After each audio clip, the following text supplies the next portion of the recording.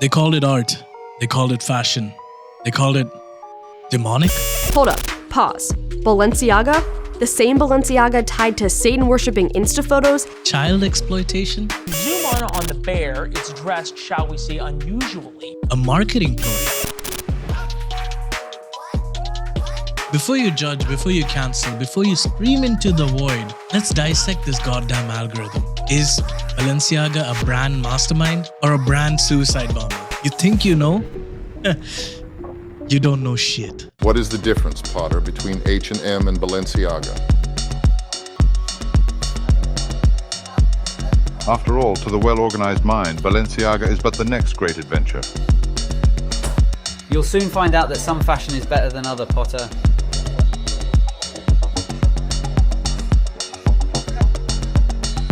There is no good and evil. There is only Balenciaga, and those too weak to seek it. The year is 1917. A self-taught designer named Cristobal Balenciaga, a seamstress son who started his grind at the age of 12, started a haute couture house in San Sebastian, Spain.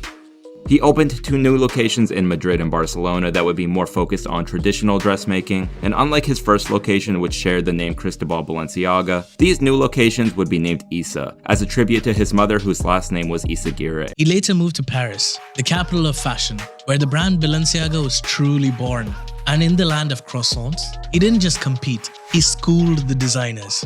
He was the headmaster, the one with an architectural mind who turned fabric into sculpture. Dior once called him the master of all of us. Chanel called him the only true couturier. Yves Saint Laurent called him a genius. The master couturier even mentored Hubert de Givenchy. Cristobal was a minimalist with a technical mastery that was so flawless, his legacy still bleeds into the very fabric of fashion today. You can see his vision coming to life here and there with designers who still take inspiration from his work and try to mimic his unassailable perfection. But in 1968, he saw the industry turning to shit. The old rules were gone, replaced with a cheap, ready-to-wear world he wanted no part of. So he did the only thing a true purist can do. When the world betrays them, he burned it down. He closed his fashion house and walked away. A defiant final act, he wanted the brand to die with him, to ensure no one could ever dilute his legacy. And in 1972, the artisan sadly passed, leaving a hole in the industry that still remains. The king was dead. His empire along with it. And in the silence that followed, a new kind of monster was born, ready to take over the throne he had left empty. The era of elegance was over. The game was about to change. Avada Balenciaga. Michael Goma took over as the new creative director. He swept up the ashes and made the brand viable again. He did the boring, bureaucratic work of keeping the corpse from rotting in the street. Then in the 90s came Dutch fashion designer Josephus Timmister likes to laugh, but his pieces have a very dark side. In the past, he's made terrorism a theme for couture. Now the provocative bête noire is back with 1915, a year marked by World War I and genocide in the Balkans. He says our world today is not that different. His show was so badly reviewed, the audience literally walked out, complaining about the deafening music. The brand just lingered, a half-empty shell, until Nicolas Ghesquière arrived in the 2000s. He was the one who took the corpse and made it look beautiful again. He draped it in silk and gave it a cruel smile and put it back on the runway. It was a critique's darling. Sure, it was cool, it was clever, but was it the monster it was meant to be? While many French houses have been employing American and British designers to revive their names, Balenciaga invests in one of their fellow Frenchmen, Nicolas Ghesquière. Construction is the most important thing, and after there is the details for me. So before I start for build the dress or the clothes, and after I work on the different details. The beast still slept. The torch passed again to Alexander Wang in the early 2010s. We really started more with this idea of opulence and being exuberant and how to be a little bit more fun. It's not the first thing that you think of when you think of the Cristobal Archive, it's more the austerity and the purity. And we wanted to take this idea of decoration and opulence and kind of apply it to things that felt very everyday and felt utilitarian, such as straps on bags, straps on shoes, and kind of take the preciousness out of what that meant and that connotation.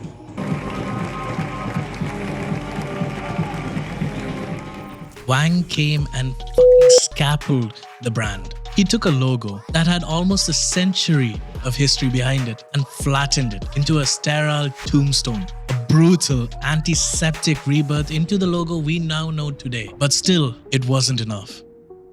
The numbers were flatlining. The brand was just surviving. The cultural takeover had not yet begun. The world wasn't ready to bleed. Then, the final piece fell into place. The end of the old Balenciaga we knew had begun. The torch was passed to Demna Visalia. Before Balenciaga, Demna was a bomb already primed. He founded Vêtements, which basically means clothing in French. To a non-French speaker, it sounds so fancy. But to those who know, it's a cynical joke. That was a middle finger to the entire fashion industry. And all of this was even before he walked through the door. That's like starting a brand named Shut Off. It sounds so cool, but it just means a handheld bidet in Arabic. His arrival wasn't a changing of the guard, it was an execution. This wasn't just a new designer, this was a new beast. Uncaged. He didn't just reinvent haute couture, he weaponized it. The brand was no longer just a house, it was a goddamn virus. And this was all just a prelude. The entire history of Balenciaga was a long, dead silence, a boring wait for Demna to set the fucking world on fire. The monster finally had a pulse. Demna's entire game was a calculated act of rejection. He pissed on the status quo while the machine he built fueled the very mass consumption he now seemed to despise. But like any true provocateur, his work had a darker, more profound meaning than we ever gave him credit for. The man wasn't just edgy, he was channeling a ghost. His past as a refugee from Russia's invasion of Georgia, a trauma at just 10 years old, was a blueprint. The famous trash bag wasn't a joke, it was a goddamn monument to his time as a refugee. A piece of homelessness he dragged onto the runway for the world to stare at. Under Demna's command, the brand became a wrecking ball, demolishing the wall between couture and fashion. The world took notice from his very first show. This wasn't a choice. He weaponized marketing and irony, and the brand rocketed to the stratosphere, into a monster that seemed to be untouchable. Every twisted idea he touched turned to gold. A $1,000 IKEA bag sold out. A roll of tape for a bracelet gone. Croc heels became the talk of the town. A bloody chips bag for $1,700? Fucking genius. Good press or bad, Balenciaga just sat back and counted the money. And none of this was by accident. Companies like Valentino or Armani would be crucified for selling a towel dress. But when Balenciaga did it, it was a statement. It sold out instantly. Because, as Rory Sutherland put it, Alchemy Lesson 5. A flower is simply a weed with an advertising budget. Nature engages in quite a lot of what seems like pointless and inefficient display. But the very pointlessness and extravagance of this sometimes is what conveys meaning to us. The result? By 2019, the brand was on track to break €1 billion, making it the fastest growing label under the Kering empire. An empire that also owns everything from Gucci, YSL to goddamn Alexander McQueen.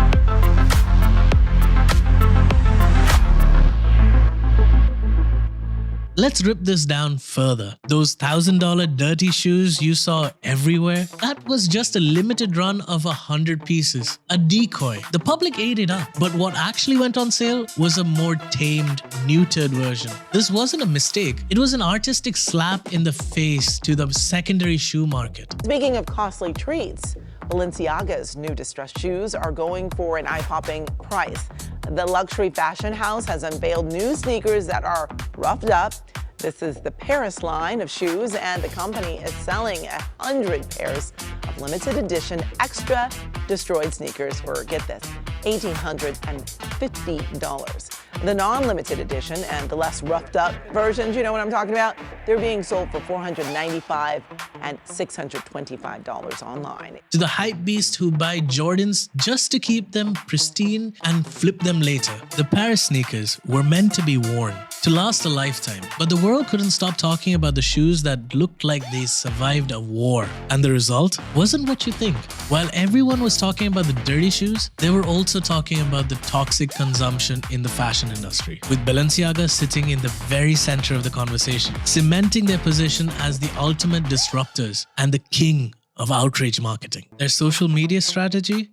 A masterclass. They steer clear of the standard luxury playbook, using grainy amateur photography instead of the polished bullshit of Paris. They use meme culture like a weapon, infiltrating the minds of the younger consumer with a fake sense of authenticity. On their Instagram, they ruthlessly delete past collections, leaving only the present. They follow no one, because a trendsetter doesn't look for validation. They create a path and force everyone else to follow. They've even gone as far as collaborating with The Simpsons and Fortnite, proving they will burn down every sacred rule in high society to stay relevant in this new age of luxury. And it's working. Working well at that. Then came the ads. Not just a misstep, but a fucking catastrophe. The brand, in its endless quest for shock, didn't just cross a line, it detonated it. The Balenciaga scandal, which took place in late 2022, was a major controversy that stemmed from two separate advertising campaigns released around the same time. The first was a holiday campaign called Gift Shop, which featured young children as models. In one of the photos, a child was shown holding a plush teddy bear bag that was dressed in what appeared to be BDSM-themed harnesses and collars. Their Christmas ad campaign included pictures of a child with a bear. When you zoom in on the bear, it's dressed, shall we say, unusually. People who know about these things say its outfit is inspired by bondage outfits used in certain sex acts. Is printouts of a child pornography case, specifically United States versus Williams in 2008, that upheld the law making child porn illegal. All the ads had to go through dozens of people, ad agencies, creative, photographers, set designers, executives, agents, casting folks, and somehow they end up with all of this. The public immediately criticized the image, seeing it as an inappropriate and disturbing sexualization of children. Along with the demonic cues like the tape with the two A's to misspell Balenciaga, so it would show the word Baal, which roughly translates to the demon, and a child's drawing of the devil in the background. Shortly after the first ad caused a stir, another campaign for the brand's garderobe collection was released. In one of the photos from this campaign, a handbag was placed on a table next to a pile of documents. Upon closer inspection by the public, it was discovered that one of the papers was a page from US Supreme Court ruling on CP and books about a Belgian artist named Michael Bormas in the background, which is a whole other rabbit hole I don't want to get into.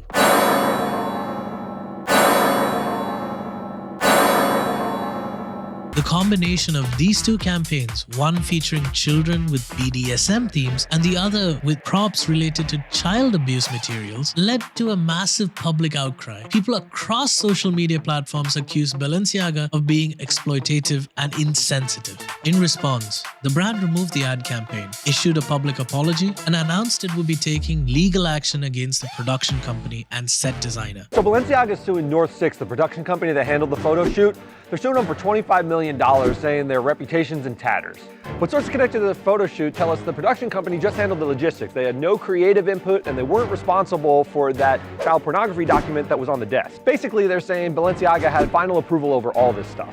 Balenciaga says it's the production company's fault, though if that's true. In order to pull the trigger on it, Balenciaga has to do that. Balenciaga has to look at it and say, we're down with this. They could always say no. So isn't it on Balenciaga? If they make the ultimate decision, who cares what the production team did? Although the lawsuit was later dropped, in a high-profile shoot like this, there's usually a room filled with designers, lawyers, brand representatives to make sure the vision of the brand is conveyed properly and legally. But this shoot did not ring any alarms? I don't buy it. The beast they've been feeding for years finally turned on them, and the outrage was no longer the currency they profited from. It was a firestorm that threatened to burn the entire house to the ground. The brand that built its legacy on controlled chaos suddenly found itself drowning in a disaster it couldn't control. The armor had finally cracked, and in the deafening silence that followed, a terrifying reality set in. The machine had gone too far. The digital war was immediate and brutal. Hashtag burn Balenciaga, cancel Balenciaga, boycott Balenciaga. The hashtags garnered over 600 million views on TikTok alone. 2 of the brand's flagship stores were vandalized, their windows shattered, like their brand's reputation. Different campaigns. It wasn't just the teddy bears in bondage. There was also a different Balenciaga campaign that had documents of a Supreme Court ruling on child pornography. So both campaigns, everyone on the internet seems to agree, very bizarre. And this group in particular says it is the exploitation of children, and anyone who buys from Balenciaga is agreeing with that. The Kering House is a publicly traded company, which should mean that its annual reports are available online, right? But after days of scouring the internet down the rabbit hole that is Balenciaga, I was not able to find the data I needed. Turns out Balenciaga is not reported as a separate line item, instead being included in other houses section. Hence, exact numbers are not available.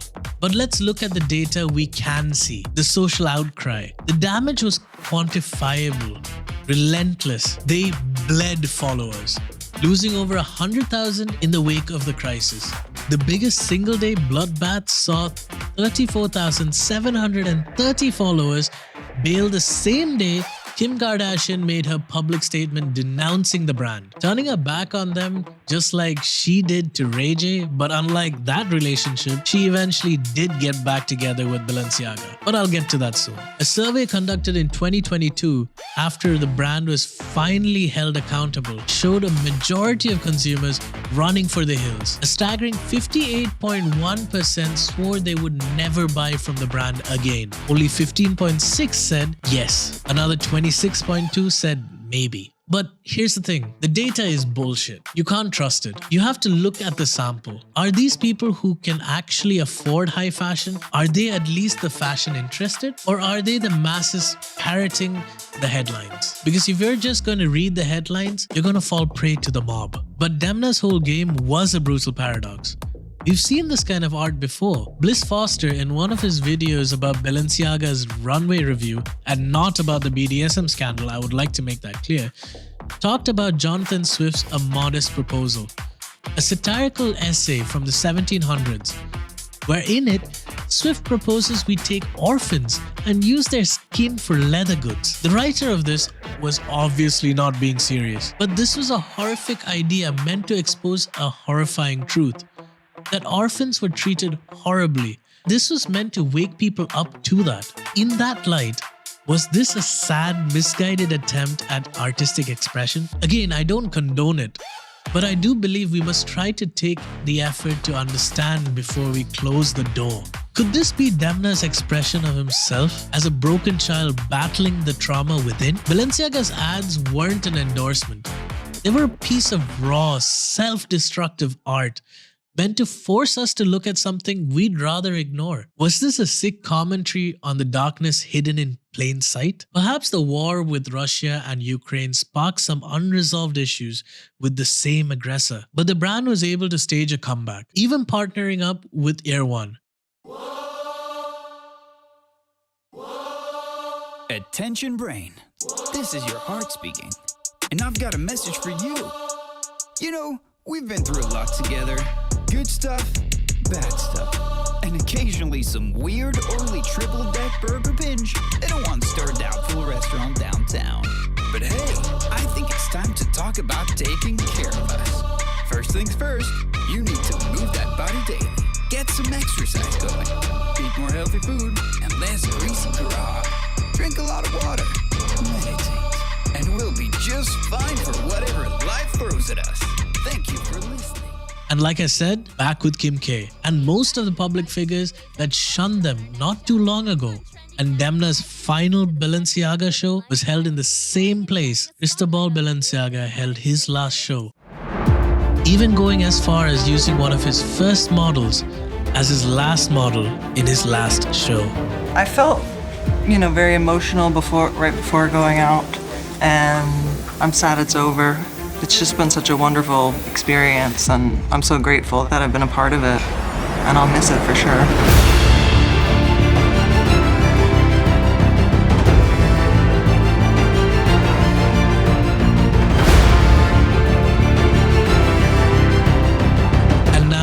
A new creative director for Balenciaga has been announced.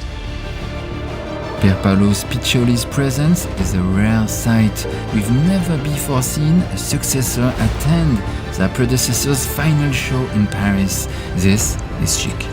I think it was emotional to be here in the show, hearing the voices of the people I'm working with now. It's a torch is passing by to me. And where's Demna? Well, even after all that, Gucci appointed him creative director. So who knows what that Italian brand's future could look like. You have to ask yourself, in the terrifying silence that followed, was the armor of the uncancelable finally cracked? Or was it simply the climax of a story they were always writing? Balenciaga, the uncancelable social experiment.